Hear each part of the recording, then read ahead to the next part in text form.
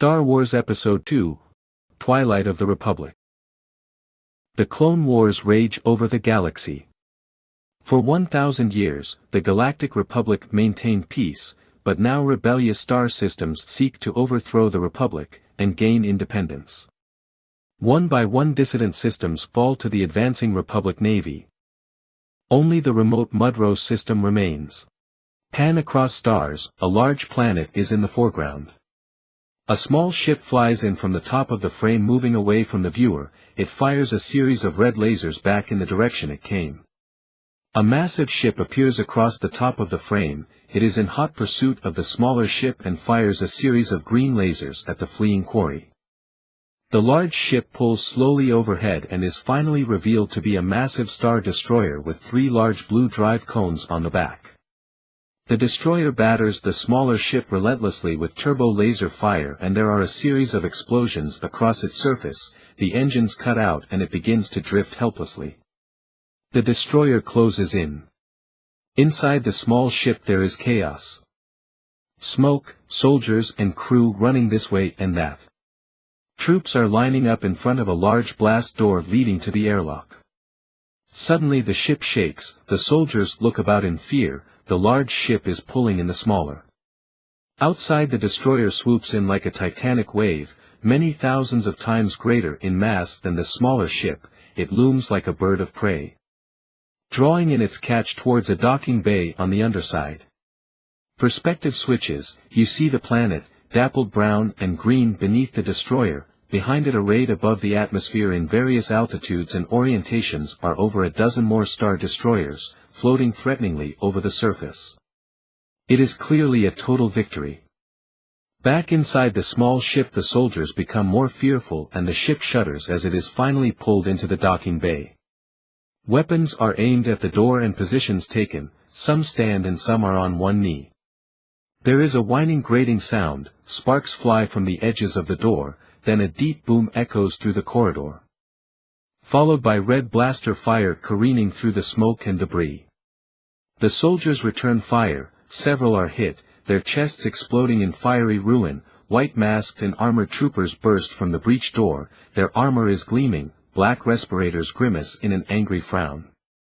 They unleash a torrent of fire from black standard-issue blasters. One, then another falls, but they are replaced as their ranks swell through the doorway.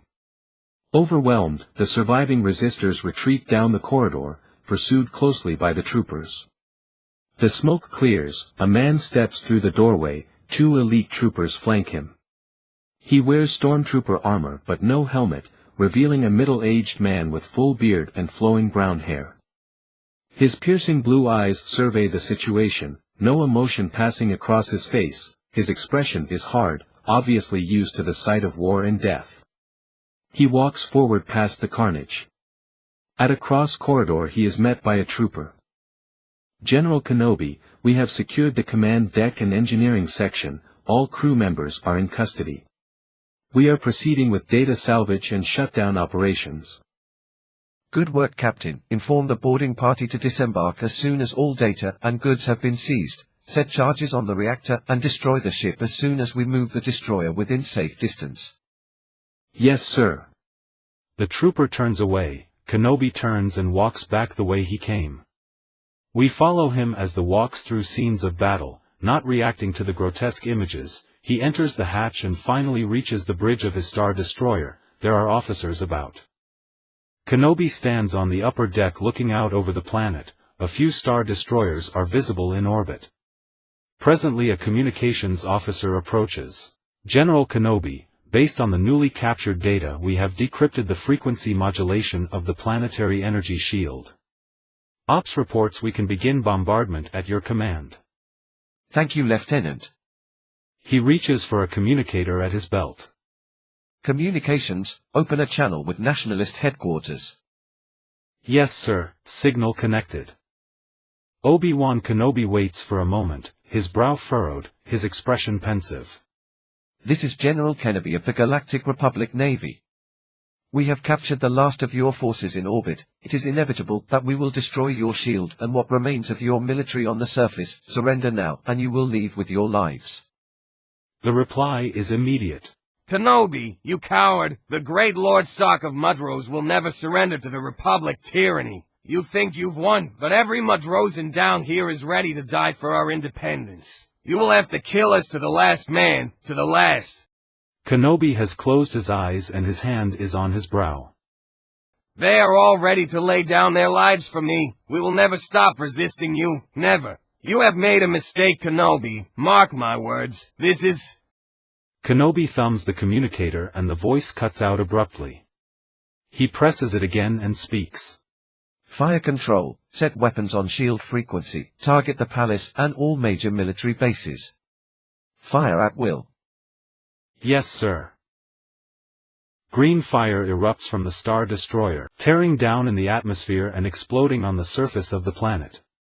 Again and again, until there are countless fires on the planet, Obi-Wan watches without expression. The firing stops suddenly.